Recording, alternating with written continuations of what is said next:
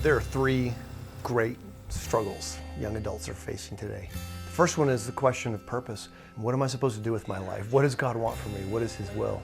The second one is their place. Where are they in life?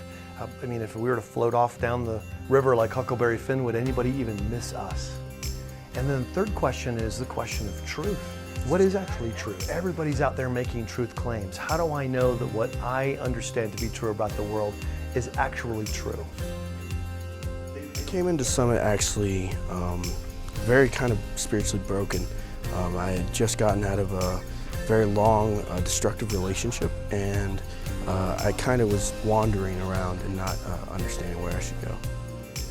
Starting from the first teacher, it just really grasped my attention. There was no second guessing as to why God had me here, and the moment that I left that Monday morning, I didn't stop thinking. My brain has not shut off. It's overloaded, but it's something that I'm excited about because I know that there are things that God has put in my heart and my mind for a reason, and so discovering the truths has been really awesome because we all have been given the ability to learn, and that's something that we shouldn't take for granted.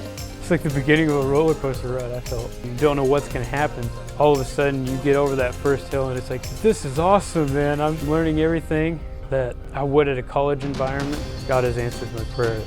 The very first day, I felt like I came here and I had found the genesis, really, of going deeper into understanding my faith. One of the speakers mentioned, he said, don't ask what God's plan is for you. How do you fit in God's plan? And for me, that was one of the most humbling things I've ever heard. And I really realized that I'm going to find myself by finding God. It's really changed everything about how I look at things. My view of the world, it's great. I want to go out and help people now, and I know that I'm going to find myself in God's work. These older speakers are passing their torch down to us, and I'm not going to be the person to drop that torch. But I want to pick it up and I want to run with it. I want to expound on the things that they've taught us here, and I want to take it to a whole nother level. Back home I have community, my church and everything, but here, everybody has kept in touch, and then my roommate, going to top college on my list, it blew me away how God put it all together and put the turning point, and He said, I wanted you here this summer for a reason.